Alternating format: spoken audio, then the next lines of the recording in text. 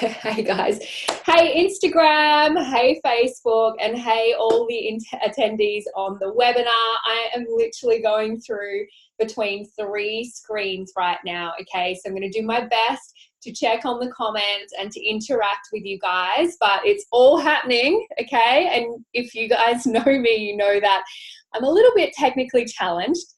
The technology side of things is not my favorite part of my business, but that's okay. We're going to manage. Hey guys on Instagram. All right. I am really excited. Welcome to today's Empowered Call, by the way. Usually we're talking about topics where we empower women to really step into their greatness and live their best life ever. But today, however, I'm going to be switching it up and talk about one of my other favorite subjects, which is health, and in particular around raising healthy children. Let me just give the disclaimer, I am by no means a perfect parent. I by no means make perfect choices all of the time, okay? So please do not feel judged in any way. Please do not judge yourself in any way with any of the things that I'm discussing today. You know, we all have slip-ups. We can all do better in any given moment, right? There's no perfection in anything. So there is 0 point guilting yourself and judging yourself. It achieves absolutely nothing. And every day is a new day, and every moment is a new opportunity to make better choices for yourself, for your family, for your children, okay? So always just looking to the positive and looking forward to what you can do and asking yourself good quality questions around how you can make a change and how you can get better and how you can replace one healthy habit at a time. Much more constructive than beating yourself up, okay? Beating yourself up actually just damages the situation more. Zero resourcefulness around that. Okay, so as everyone's jumping on, let me know where you guys are tuning in from. If you've just jumped on, I'll just let you know again, I am actually jumping between 3 screens right now because everyone wanted it on Instagram and Facebook and the webinar. So you'll have to bear with me with that. Okay, I want to start today's session by sharing just a snippet of my journey and how I've gotten to where I am today and why I'm so extremely passionate about the work that I do, helping families build healthy food cultures in the home. This is my main passion in life, and yeah, it's something that really started because of my own journey. And often it's our darkest moments that lead us to where we are supposed to be and what we're supposed to do in life. And this was certainly the case for me. So I'm going to share a little bit about that. Then we're going to go into why it is so incredibly important to have mindfulness and to spend time really, you know, thinking about how to nourish your children and putting time, effort, money, resources into this, why it's so important. And then I'm going to finish with some tips on how you can transform fussy eaters and how you can build a healthy food culture within your home. Just give me one moment. I actually just left the book out here that I want to reference. Okay, so if you're on Instagram, this is my Wholesome Kids book here. I actually wrote this before MasterChef, so I believe that would have been pre-2014. Okay, so everybody who's tuning in, I'm going to pop the link to the ebook version of this, and you're all going to be able to grab a free copy. We're going to be able to get recipes, and I'm actually going to be referencing the tips in here. I've got the ebook version on my screen, but yeah, so I'll pop the link in at the end for that as well. So keep watching, and if you stay on, you'll be able to grab that link. So I really want to just empower you to know that you are the author of your health and happiness. And I'm going to share this through the lesson that profoundly impacted me and who I am today. I was really fortunate to grow up in a family where, you know, pre all of this junk food and pre all of the fast food being at its height like it is today, where food was still valued as the foundation of every celebration in my family. And the majority of our meals were prepared from scratch by my beautiful mum. And, you know, even our lunch boxes were filled with these beautiful home-baked treasures. And I really rarely remember eating anything out of a packet, and I'm not sure whether it's because it wasn't affordable or it just wasn't in, you know, my family's makeup of, you know, how they did things. But, you know, we even rarely ate out either. It really was a rare treat, you know, as opposed to our kids today. I know my kids, they think that eating out is the norm. But it was a real natural evolution for me to want to continue this in my own family. And I think it's because the passion for cooking and homemaking that I observed from the women in my immediate and my extended family, it really did become innately ingrained, and they really were passionate about it, and they took on that role and they loved that role. And I guess I've just aspired to be able to provide my own family with that joy that I experienced as a child. Let me know in the comments if you grew up this way. Like every birthday, every Christmas, it was always centered around beautiful food prepared by the women in the family. Not to say that the men can't do it, by the way, but this is just my childhood experience. But, you know, when I grew up, and I became responsible for myself, there was a period where I strayed away from these beautiful whole food foundations that my mom and my grandma in particular provided for me. And not to say that we were, you know, this tofu eating family at all, by the way. Like we had cakes and cookies and pies and, you know, all of the goodies, but they were made with whole food ingredients back then, you know, real butter, not margarine, and just minimally processed ingredients in comparison to, you know, what we're reaching for today.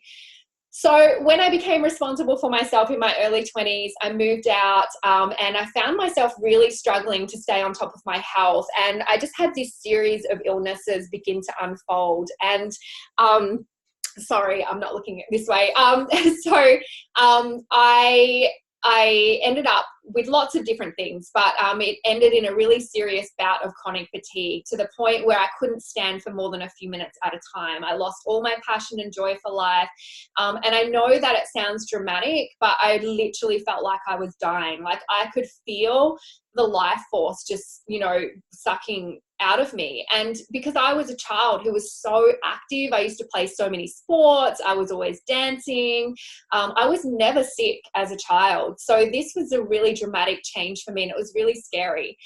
And the more that I sought help of conventional medicine, the sicker I actually got. And I just found that they had no answers for me. I was constantly in the doctor's office, and they only made more guesses, prescribed more pills, took things out of my body like my tonsils, and it just more and more side effects. And what is crazy to me, knowing what I know now, my lifestyle choices, not one time were my lifestyle choices addressed, which blows my freaking mind, because most diseases in our world today are caused by your lifestyle choices. They don't happen by chance, okay? And that's a hard pill to swallow, but it is the truth.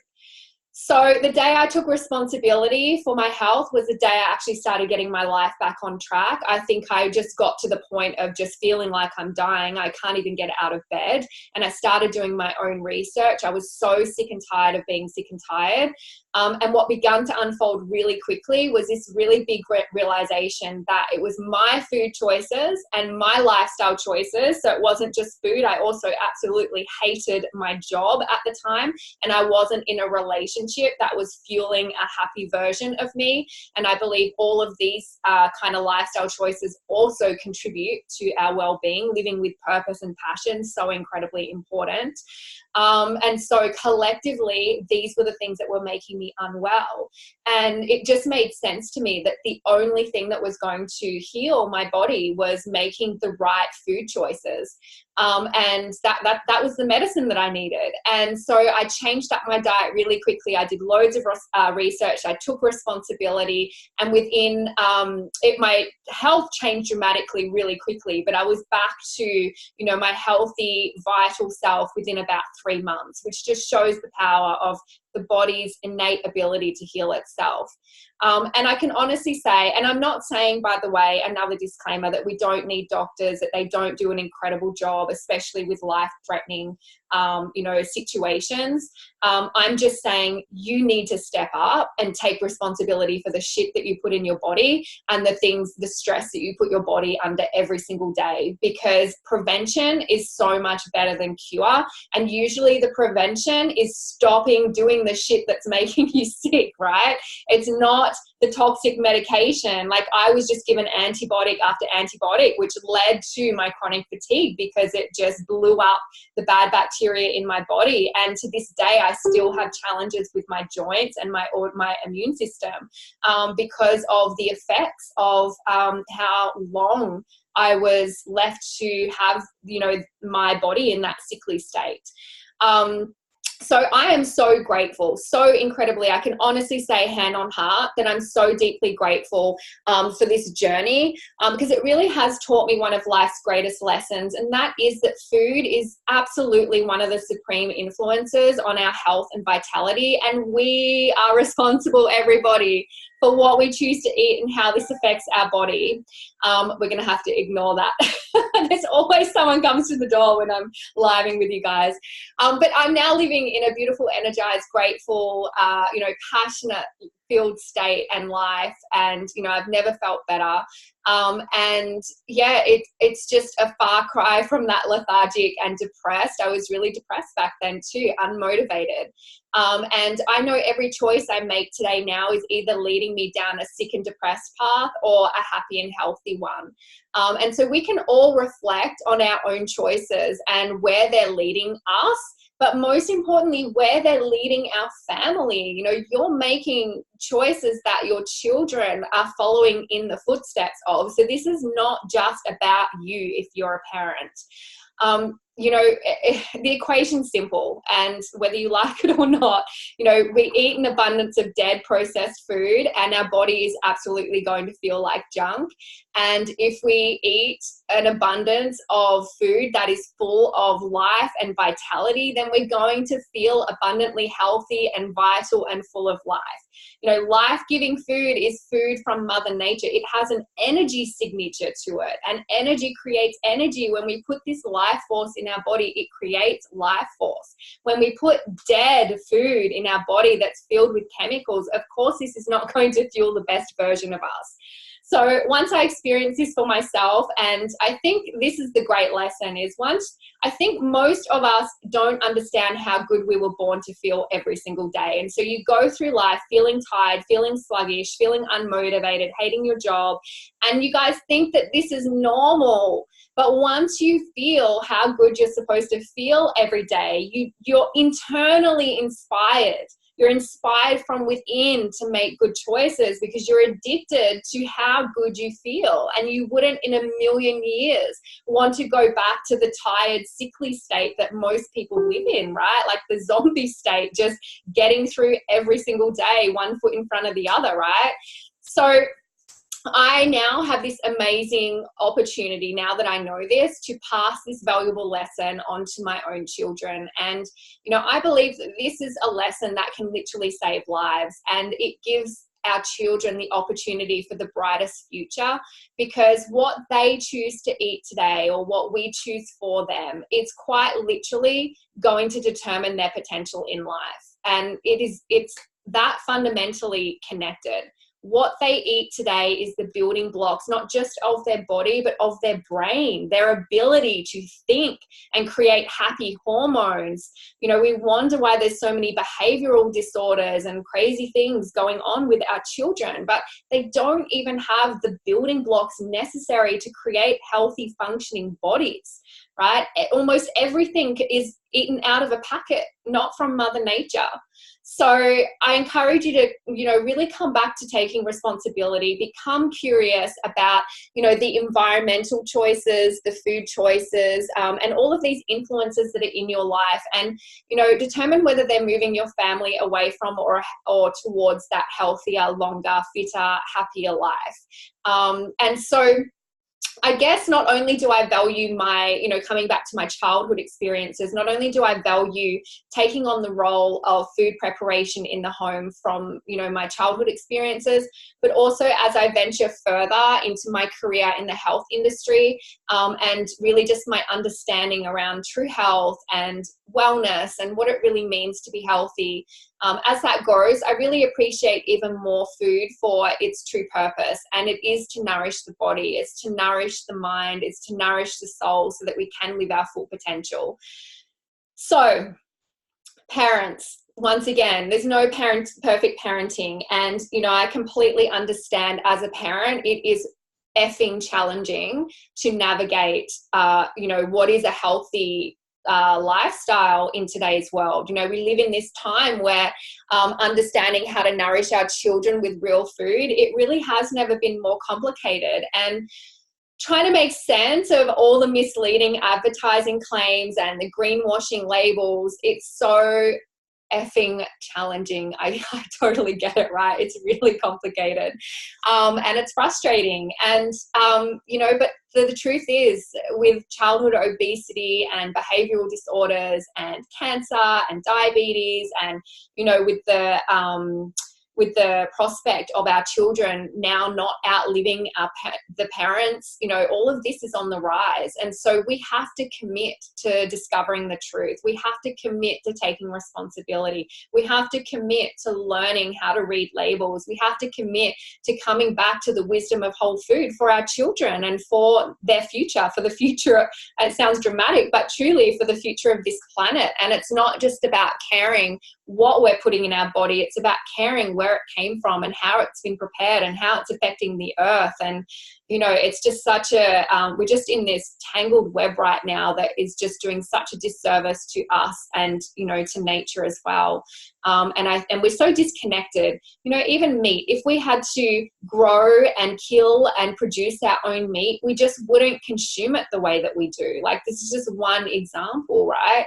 If we had to grow our own fresh produce, would we spray it with a shit ton of chemicals and that kills living organisms and then put it in our own body, right? We'd be connected. If we saw it killing like living organisms, we would make the common sense connection of what the hell is that going to do in my body if I eat that, right? So I want to I do want to acknowledge that it is challenging, but we have to care, and we value in life. We make time for the things that we value in life, and we also vote with our dollar. And the only reason why all of these crappy things are available, and why there's such an excess of things in the supermarket and what we're eating and what we're consuming, is because we're voting with our dollar. We're living in this fast-paced society right now where attaining material wealth, it has become so much more important to us than looking after our most important asset, which is our health. Like, it's fucking crazy, right? Like, we go to work, we work 9 to 5, we grind our butts off to pay off, our houses, to live this dream life. And at the end of the day, we don't have the money, the time, or the energy to look after our health. So I just want to read you guys a beautiful quote from one of my favorite whole food authors. It's a beautiful quote that relates to this. So consequently, we are in great danger of losing our most essential wisdom about food, what makes it good, how we cook and eat it, and the importance of deliciousness. This push to have it all and have it now has created a profound disconnection that often seduces us into accepting pre-prepared, processed foods that promise health and convenience in one easy package. But such foods cannot provide the nutrients and goodness required to build and run a human body and spirit. Without a strong food culture, it's easy to be sidetracked by such things as hiding or disguising vegetables to make them seem palatable to young children, rather than providing good, solid food fundamentals. It is these fundamentals, more than anything else, that will nourish young children and enable them to grow and bloom to their full potential. I just think that is one of the most powerful paragraphs ever when it comes to this topic.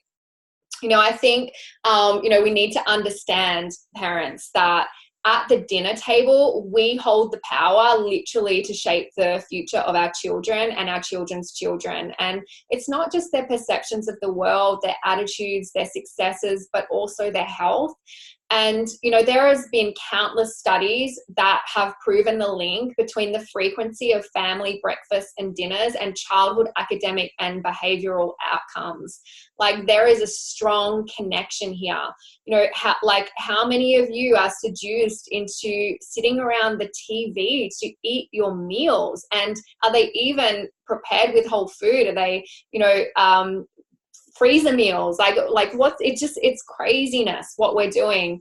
You know, not only children who are eating consistently with the family around the dinner table more likely to end up having a much higher IQ, but I think more importantly, they're also more likely to be optimists in life. They're more likely to, you know, be happy and compassionate and grateful and connected beings, right? And that sounds like success to me. If we can help our children, you know, remain connected in this iPad, mobile phone, TV, technology world, at the dinner table is the time that we get to take time for them and connect with them and to teach them, you know, important foundations and just consciousness around living and connecting with each other. It is so, like, for me, dinner time is just the non-negotiable, that the phones go away, the family come together, we talk about the day. This is an opportunity to find out what is going on in your children's world. And if you don't start a foundation early on that they talk to you and they share with you what's going on in the world, then when they're going through stuff, you know, when they're older, there's not that connection, there's not that habit of coming to you. So the benefits of coming together around the dinner table are numerous. It's not just about health, it's about mental health, and it's about being connected as a family. So I guess to summarize that, you know, the hard truth is that disease absolutely doesn't happen by chance. It is created by the choices we make every day, and that is a harsh reality, but we're not going to sugarcoat it. And I think to highlight this, and this is the thing that I find we're lacking an incredible amount of common sense right now, that you know, imagine if you witnessed a toddler smoking cigarettes, you know, on the side of the street. You would be outraged, right? Let me know in the comments. Would you be outraged? Like, we know that smoking increases the risk of degenerative disease and cancer, right? But guess what? So does consuming processed food throughout a lifetime. And you know what's crazy? We start our babies on processed food. We wonder why they don't have taste buds that find whole food palatable, because we're starting with these bland white and brown cereal foods that have been processed, that have no flavor or nutrition in them, right? And so imagine that toddler smoking a cigarette, but you walk past a toddler drinking Coke and it's completely socially acceptable, yet we know that Coke leads to degenerative diseases and cancer over a lifetime, right? It's madness. So it's essential that we come back to considering the blocks that we're providing for our children's growth and development. We choose what we put in their bodies. We choose whether their bodies are going to be built with junk food or whether it's going to be organically grown fruits and veggies, you know, nuts and seeds, and, you know, beautiful movement and sunshine and love and connection and coming around the dinner table. You know, we can take back our power. We choose what is considered food in our homes. And this is the hard thing to, I guess, the hard pill to swallow, but you've got to draw a line in the sand. You set the standard for what is considered food in your home. You know, is Tip Top bread considered food, or is it bread that is literally as heavy as a brick because it's made with whole grains? You know, our children only know what we give them, you know, and if we can start out right, it's you know, if starting out right is the easiest way, right? So my kids didn't know what McDonald's was until some beautiful family member decided to treat them many years in. Like, they actually think that sushi is a treat, and it is a treat, right? And it isn't completely whole food sushi, but compared to McDonald's, like, they're way more excited to have sushi because we set that standard and that boundary, and just McDonald's wasn't considered food for us. Like, if you saw it made, you wouldn't want to eat it, right? And I'm not saying like hot chips are my favorite thing in the world. I eat chocolate every day. I drink margaritas, right? I am by no means perfect. Like, I love a good salami and cheese platter, right? Dirtiest food ever.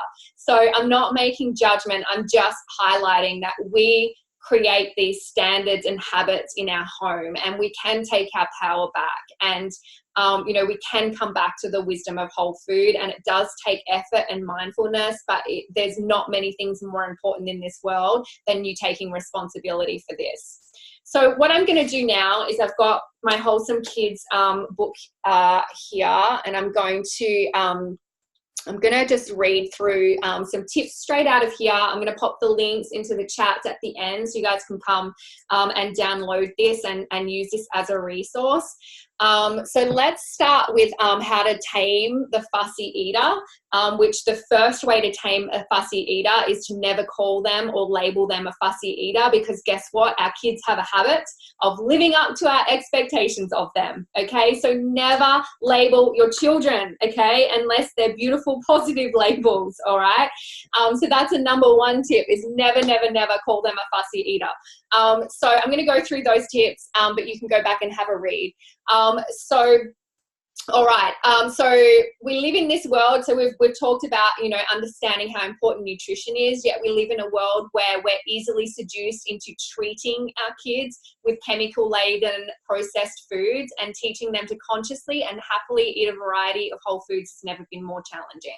So these are my tips for helping bring them back to this space, because we want to gift them with a conscious and happy and loving connection to whole food, because there's no point forcing your kids to eat fruits and veggies, because when they leave the home, if they haven't developed a connection to, because my children don't eat too much junk food, when they do go to a birthday party and they do have freedom and free reign to do that, they feel crap afterwards, but they can make a connection. We want to help them make these connections that, you know what, there is a time sometimes to have sometimes food. That's what we call it. We have anytime foods and sometimes foods.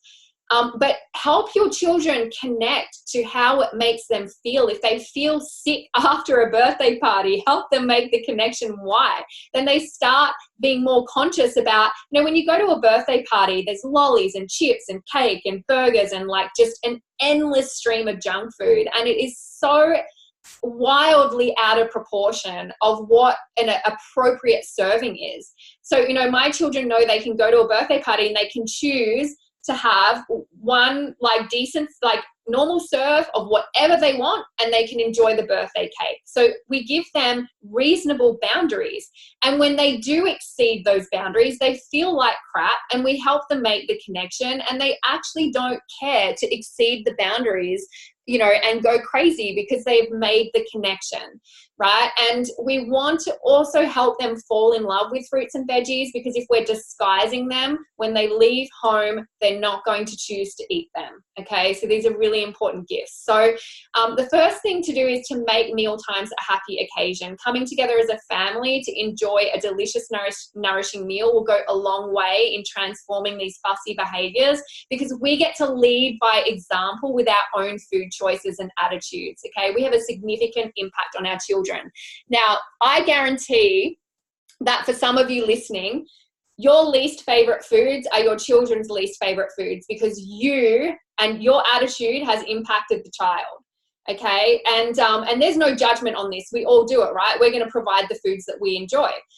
It's interesting that as an early adult, a young adult, and I first moved out of home, I moved in with someone whose favorite foods were my least favorite foods. So avocado, olives, mushrooms, they were the main ones. And funny enough, love you, Mum, and this is no reflection on you, because I'm sure I impact my kids in the same way, but these are three foods that my mum disliked. And so I just always listened to her, you know, making comment of them not being nice. So I developed this thing around, you know, texture, and I don't think I even really tried them, to be honest. But these actually are three of my favorite foods now. And because my flatmate was always eating them, and I'm not really a fussy eater, I just kept trying them and kept trying them. And then I had a boyfriend who loved them on pizza, and so I just kept trying them. And, you know, 20 or so times later, they've now become my favorite foods. So as an adult, I am going to encourage you and challenge you to go out today or next time you're at the shop and buy a food that you do not like, and try it at least 20 times and see if you can transform your own taste buds, and stop being fussy in front of your kids, okay? A lot of it, not all of it. There are things that genuinely, like for me, I cannot get used to raw fish.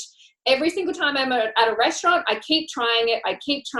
I'm keep being open-minded, but I just can't learn to love it. There's going to be those foods. But also a lot of it is a state of mind. So if you want your kids to get over it, you need to go first and stop being fussy yourself, okay? What else? Help children build a healthy relationship with food. So allow them to listen to their bodies, respond to signals of hunger and fullness, right? And this is easier if you can avoid feeding them when they're tired. Always remember their tummies are smaller than our own, and they often do well on smaller and more frequent meals. You know, I don't eat breakfast, lunch, and dinner at prescribed times because I listen to my body.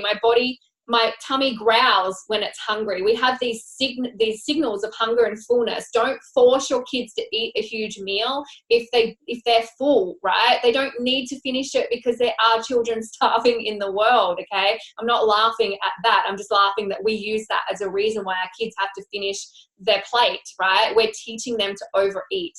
Allow them to tune into their body. Avoid indulging children with special treatment. So making separate meals, this is one of the worst things you can do. Making separate meals when they refuse to eat with the family ought to be avoided at all costs. This can exaggerate attention-seeking behavior. A lot of children will use this to get attention.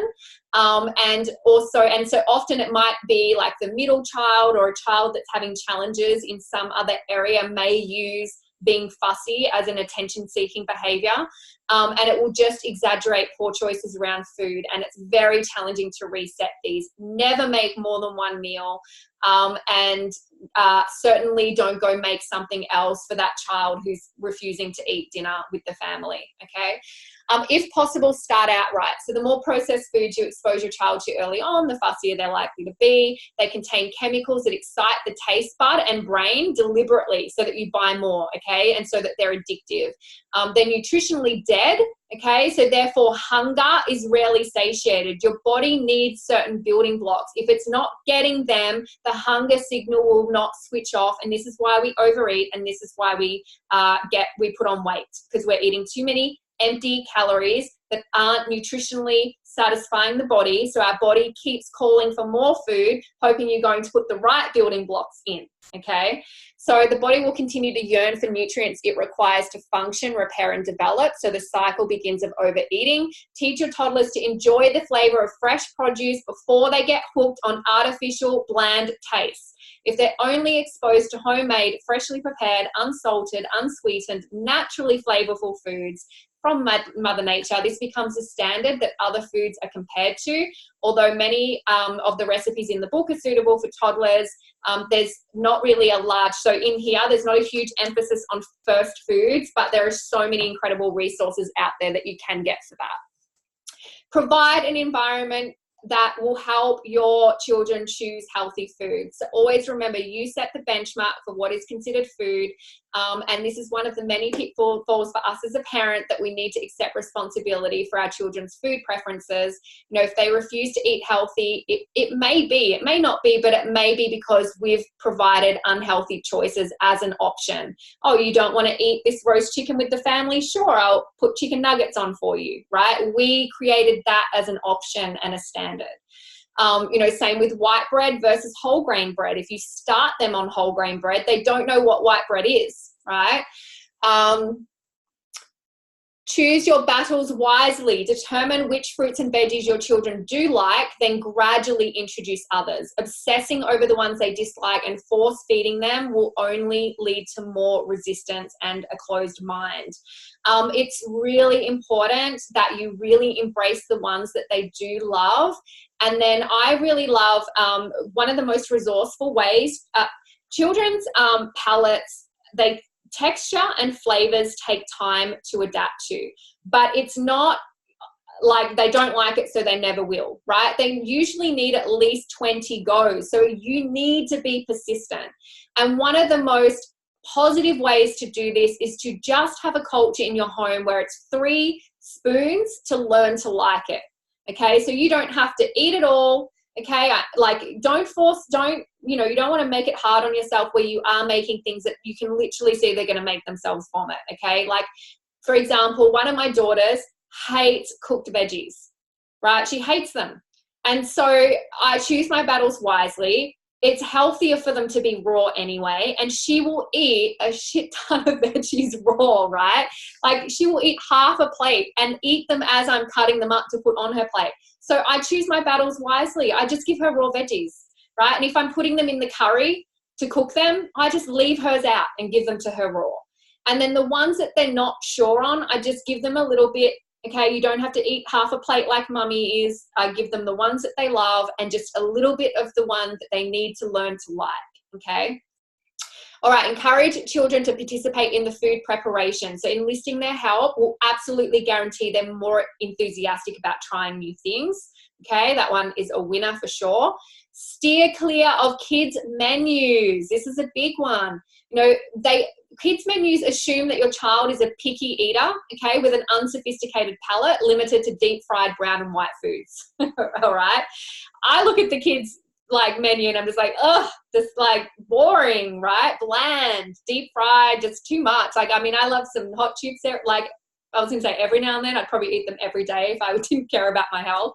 But honestly, like, share your meals with your children. Like if you go out with your children, you know, my girl's father and I, we used to do this all the time where we would just select off the menu different foods that we all wanted to share and just have them in the middle of the table and everyone share, rather than this is my, you know, prawn pasta or whatever you know, if you're having a treat when you're out, like just put everything in the middle and let everyone have some of something. You get so many more flavors and variety that way. It's more exciting for you, but it's also going to help your children develop more diverse, sophisticated palates. Okay. And so, yeah, my kids have really quite mature palates because of this. Like, you know, they want prawn pizza, not ham and pineapple. And they want, you know, if we are eating out and, you know, indulging, that they're always going for the really sophisticated stuff. All right, I said avoid negative labels. Okay, patience and persistence. I said this. So on average, it can take up to 20 times before a child is accustomed to a new taste or texture. This goes for adults too. So when's the last time you've tried something you think you don't like? Already talked about that. Get creative. How you talk to your children about foods they are skeptical about can go a long way in shaping their perceptions of it. So children are really concrete thinkers. So it's really important that you give them examples that reflect their experience in the world rather than abstract concepts such as this is healthy, you need to eat this. They don't give a crap, right, about health, right? They're 5, right? So speak in their language by finding key points they identify with. So, you know, when I used to make green smoothies, you know, I used to make it appetizing, but I have girls, right? If you've got boys, then I don't know what's in right now, like the Incredible Hulk smoothie, for example, right? They want to be strong. They want to be super strong, like the Incredible Hulk. Like that's relative to them. You know, with my girls, I used to talk about having beautiful skin and shiny long hair like a princess, right? Because they wanted to be, what's that one from Tangled, whatever her name is, right? So always talk relevant in their terms. Talk to them about the cause and effect of eating junk food versus healthy food. So I've said that. So if they're feeling ill after eating junk food, make the connection for them, that what they choose to eat greatly affects how they feel. Use constructive incentives to reward good behavior. Do not use junk food to reward good behavior. It only teaches positive associations to it. Quality time with you or extended household privileges, reading an extra book at bedtime, extra pocket money for their savings, you know, positive reinforcement for good behavior. Grow your own food if you can, okay? So get your children understanding the whole process. And once again, they get excited. Children are so excited to eat the veggies they've grown, right? They really are. Resist hiding veggies. This one's tricky, right? And there's definitely recipes that I'll grate extras up and things like that, but I always make sure that they have some fruits and veggies on the side that they can see. You know, you want your children to know what's in their food and why it's good for them so that they can learn to love their veggies, okay? And you don't want to send a message that veggies are something to be endured rather than enjoyed, okay? We're trying to help them fall in love with whole food. Make it fun. Challenge your children with fun games such as finding something alive in every meal or eating every color of the rainbow. My kids love, there's a rainbow chart in here. There's resources in here, right? I'm talking about getting your kids involved There's incredible resources in here to involve your children in the process of making food and understanding it, okay? So there is a rainbow food chart in here, and you will be surprised at how excited children are about making sure they tick off every color of the rainbow every day. And you can get them in the supermarket and get them to choose for themselves, what new veggie are we going to try this week? What color are we going to try? And then talking about what that color is good for in the body, okay? So get them to drink more water with a mission of keeping their pee clear, right? Give them a challenge. If their pee is bright yellow, they're dehydrated. So get them to connect with this and check on themselves, right? The mission, you've got to keep it clear, right? And maybe there's some pocket money reward if they do. What else? Introduce herbs and spices at a young age. So get flavor in their food at a young age, okay? Avoid just brown rice cereal and things like this as a start, because they're just not going to find big flavors palatable. Avoid glorifying foods with labels such as treats, okay? So they just end up worshipping them further. A more constructive way to teach moderation is talking about food as anytime food and sometimes food. Anytime foods are those that add health and vitality to the body no matter when they're consumed, and sometimes foods are those that can damage and compromise health if consumed too often. Also making room for all the foods they can have each day naturally leaves far less room for those they ought to avoid without calling attention to it. Okay, so focus on, even in our diet, our lifestyle program, we talk about what choices you are going to make every day that are going to contribute to your health. So when you have a green smoothie, when you choose to have fruits and veggies at every single meal, you crowd out the bad stuff without drawing any attention to it, okay? Because the minute you say you can't have something or you're depriving yourself, you bring attention to it and you want it more. So focus on what you can have. You know, a great tip for the fridge and a healthy pantry is have a box in the fridge with snacks they can get anytime they want. You know, fill it with fruit and veggie sticks and whatever other healthy things, you know, cooked protein, and they can go to that drawer whenever they want, whenever they're hungry, okay? Make more health deposits each day than health withdrawals. So I really love this one. So if you think of your health like a bank account, okay, you want to aim to make more healthy deposits every day that add to your health balance, so anytime foods, than withdrawals that bring your health balance down, okay, those sometimes foods, right? So because your greatest wealth is your health after all, and most importantly, make food tasty, colorful, and fun. So a really good, I'll just show in my book here, a really cool way if you have toddlers to introduce them to different colors, textures, and flavors is what we call the grazing tray. Here's a picture of one here, right? This is just a muffin tray, and you can see, I'll show everyone over here as well. Right, we've got fruit, we've got veggies, we've got salty olives, we've got wraps with avocado, there's protein balls, there's baked chickpeas in there, there's peas, there's popcorn, little things that little hands can grab. Just going to show you the other picture of them. Here we go. Okay, and that's a synthetic, a silicone muffin or cake tray, right? And so you want to give them an opportunity to experience different colors, flavors, and textures when they eat. So they're grazing trays, okay? So include yummy chopped fruits, veggie sticks, nuts, and seeds. It encourages them to make choices, okay? And independence and empowerment around food. And they can snack all day from it, okay? It builds imagination and creativity, and it's a great way to balance a variety of different foods. So yeah, you know, you can throw nut butter in there for dipping, or hummus, you know, lots of different things that you can do with those. The other thing I quickly want to go over is just around movement and healthy weight when it comes to children. So everything that I'm sharing is in this book, by the way, so you can go back and have a read through these tips. So our bodies are designed to move, and a healthy weight will help determine a healthy child. A lot of children are obese today, okay? And again, as parents, we need to take responsibility for this. Physical activity is at the core of human development, and positive early experiences forge the foundations for lifelong learning, behavior, and good health. It is so important that the educational experiences of our children, that they necessitate movement and rhythm and exercise, okay? But our society right now is idealizing more the mental break, but education from a knowledge point of view, and frequently they're neglecting the innate fundamental need of physical activity. Now the funny thing about this is studies are continuing to show that physical fitness and IQ are inherently correlated.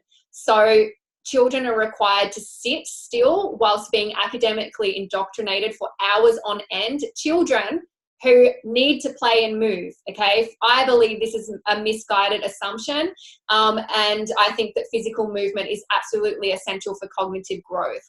And what's interesting is a lot of children, boys in particular, who instinctually struggle in this system are labeled hyperactive, right?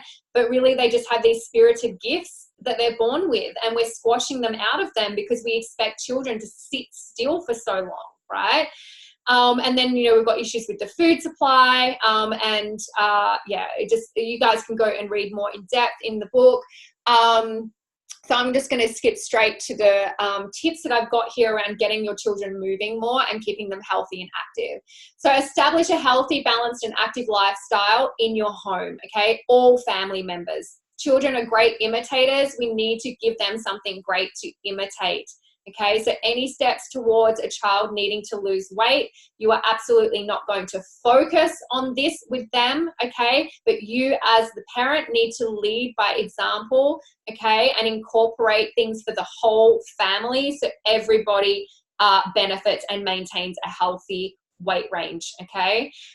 So never single out a child, ever, okay? If you have one family member who has challenges with their weight, do not single them out. Incorporate changes as a family. Instill the value and enjoyment of being active as early as possible. This was another beautiful gift that my mama gave me and I don't even know how she afforded it now that I know how damn expensive, extracurricular activities are. But she was the dance mum, sewing my costumes, my poor children. I cringe at the thought of being a dance mum at the level my mum was. She was incredible. Netball, we were always doing some kind of sport for as long as I can remember, for as young as I can remember. Nature opens a certain window for our experiences to have the greatest impact on development and specific functions and motor skills. So the window begins just after birth and narrows, just before birth and narrows as a child grows older. So between birth and 5 years of age is the most advantageous period to introduce physical activity and inspire enjoyment around it, okay? Because if your child gets to 10 and they don't have, they're not, coordinated and have found some way to enjoy movement at some capacity, okay, then not only are they going to probably find it very unenjoyable, but it's also going to be very hard for them, okay? So do it by providing plenty of opportunities to exercise and develop motor skills with a wide variety of activities, including running, jumping, throwing, catching, kicking, swimming, twirling, rolling, skipping, stretching, somersaulting, hopping, riding, dancing. Just find something that they can fall in love with. Let them experience lots of different things, okay? Not every child is going to be good at or love, bike riding or, team sports. It's finding something that suits your child. If they're more creative, then find a creative way.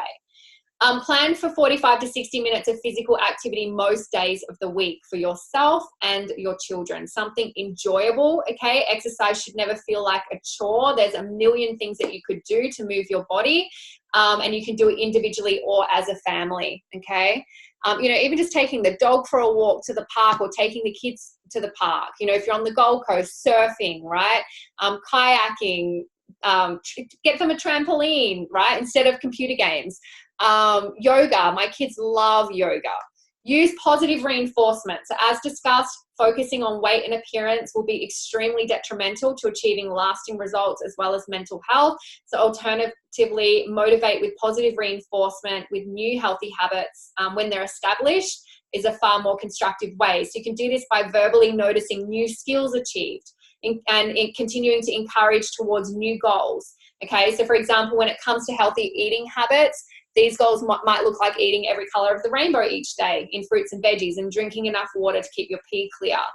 Physical goals might look like achieving the next level belt in karate or mastering a new move on skates, or completing a ride or run in a better time. So consider setting really exciting rewards for extra motivation to achieve these goals, such as meeting their favorite sporting hero, going to a theme park, or going on a shopping trip to purchase something on their wish list that, you know, might be around that particular sport. Get on board. Every influential adult who prepares food and spends time with the child ought to be on board and understand the importance of the required lifestyle changes. Show your love with love, not junk food, okay? Resist the urge to use junk food as a motivator, reward, or way to show your approval and love. It is so tempting, and don't worry, I've fallen into this myself. As I said, I'm not perfect on all of these things that I'm sharing, and I've fallen into that trap. However, this makes little sense when you consider how junk food leads to poor health and weight issues, and thus not a very loving action. Find constructive ways to show love and appreciation, such as one-on-one time, doing a favorite activity, affection, words of affirmation, a gift, or doing something for them that you know they will value, okay? These are the things they will remember for a lifetime. And it's going to fill their love tank so much more than a cheeseburger from McDonald's, okay? Clean up your pantry together. Discuss the pros and cons of each item and restock it with healthy, life-giving foods. You know, it's empowering to know as an adult, you know, what's in your food, let alone, you know, sharing this experience with your children. Have fun in the kitchen, eat together. We've spoken about this. Play together, be active as a family on weekends rather than staying indoors. Okay, as the saying goes, a family who plays together stays together. Children absolutely cherish time spent with their parents, and finding extra opportunities can be a challenge. However, some of the biggest time wasters are TV and computer games. Restrict, and you know, look, we are in a fast-paced, technology-driven world. Our children need to know how to use technology, okay? I absolutely support this, but you need to have restrictions around it, okay? Mobile phones, iPads, computer games, you know, get your child to earn the time through doing things that contribute to their well-being, okay? And have restrictions about how much time. If you can, restrict it to an hour each day, and set a good example by doing the same. And this is going to free up a lot of time for you guys to bond and get outdoors and do more constructive things, okay? And again, these are the, you know, if I look at my childhood, I just saw it as one big adventure, because I was either playing sport, we were, you know, both my mum and my dad would take us camping. I had separated parents, but we'd be camping, we'd be fishing, we'd be snorkeling, we'd be like, just like, I had 3 stepbrothers and a brother, so it was always, I was kind of the tomboy, just in there doing whatever they were doing. But I just have so many happy memories as a child, and we just spent so much quality time connecting in nature, which I think is another really important thing that we are doing a really shitty job at as parents. And we've just got to call ourselves out on it, because I feel that the lack of compassion and connection in the world today is because we are not getting our children out in nature. It is so important for them to have their feet in the grass and in the sand and in the dirt, and that they're getting dirty and climbing trees, and they're connecting with the truth of who they are. They're connecting with the planet that is going to be left in their hands. If they have no compassion or understanding for nature, they're not going to take care of it. They're not going to value it. They're not going to value and take care of each other, right? So it's so important to minimize time with technology and make sure that you're maximizing time with nature and activity, okay? What else? So you can do this by respecting the budget as well. So as I said, I don't know how my mum afforded all the activities that we did as a single parent, but I know that I know the Gold Coast City Council has an incredible council program where there's so many free family activities, or they might cost $2, and a lot of them are consistently every week. So there's absolutely an affordable way, okay? Choose gifts wisely, invest in active equipment as a priority over, activities where they're sitting, like computer games. Avoid boredom. Children report that the main reason they overeat is because they're bored and have nothing to do. So help them discover activities, help them be creative, and get them out doing things. Encourage moderation. So avoid using fear and guilt to motivate children away from their desire for junk food. Okay, so I'm having a very frank conversation with you guys as adults, okay, but we don't fear our children into change.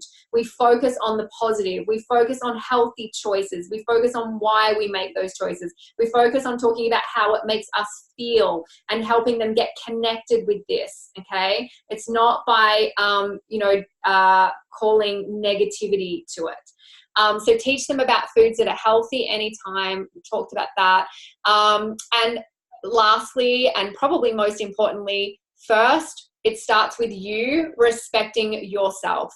Be mindful that your own body image greatly affects your children, and even small cues such as making self-depreciating remarks or showing delight over weight loss can impact their self-image and focus. Okay, so practice self-love. The more you love yourself, the more you're going to make good choices for yourself. And so you are the role model. Okay, so do take that seriously.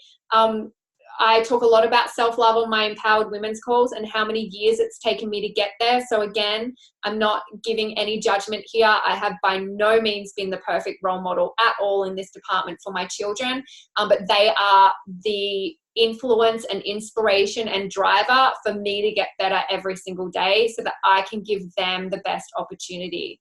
Okay. And so just to sum it up, kids do not exercise, kids play. Okay. So instill the delight and value of living a healthy, playful life. Okay. This will naturally and joyfully lead to a healthy mind and body. It's about bringing playfulness together and enjoyment to it. Okay. None of this should feel tedious. All right. Okay, so I think that's all I wanted to get to. I'm sorry, it's been impossible to look at your questions between free screens. What I will do now is grab the link and post here for you guys to quickly copy. I'm going to have to, on Instagram, find a way to post it because I can't do it while that's living, but I'm going to pop it on the webinar here. So you guys want to copy and paste that, and I will do it over here in the Facebook comments. Actually, if you're on Instagram, go to my personal Facebook page, Kira Westwick. Hit the follow, because I don't really add friends so much, but there's a follow option. And you'll be able to get the live over there, and I've just popped the links. I also popped the link to my wholesome chocolate, because if you're addicted to chocolate like me, you've got to know how to make it healthy so you can eat it every day. So that ebook is there for you guys as well. Now, just to finish up, a couple of things, a couple of other tips. We have our Juicy Body Transformation Program. I don't have it in front of me, but this is a family-friendly program. So other than this, if you're struggling with how to build a healthy food culture in the home, and you want inspiration with recipes that are family-friendly, that if you need to lose weight, you will lose weight. If you need to get healthier, you will. It's all about focusing on health, but that we have our program. And then the other thing that has been super helpful with creating a healthy food culture in the home for me is the nutrition support that we include in the program, which is purely fruit and vegetable based.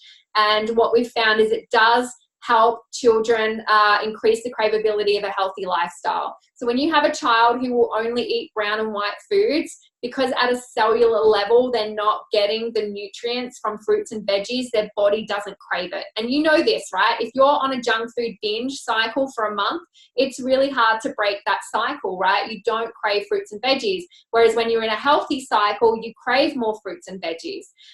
So we have this beautiful nutrition support that we include in our program that is a fruit and vegetable concentrate. It helps to flood their body at a cellular level, and yours if you're not getting enough. And that helps for many children over time, and I certainly noticed this with my own kids, it helps them crave more fruits and veggies and increase their desire for them. And it also bridges the gap. Okay, so not every day is perfect, and most children are not getting enough, and it does help to bridge the gap. So if you want more information on either of those, whoever shared the link with you, you can just chat with them. But thank you for hanging out with me. I will go through and have a look at all your beautiful comments. Please share this with, parents that you know that might be having challenges in this area, because I do believe that this is one of the greatest things that we need to take responsibility for as parents. And yeah, I think it's just one of the most incredible gifts that we can give our children, is that genuine, conscious love for whole food and, for wanting to eat fruits and veggies every day. Thanks for joining me, everyone, and I will see you again next week. Thank you. See you guys later.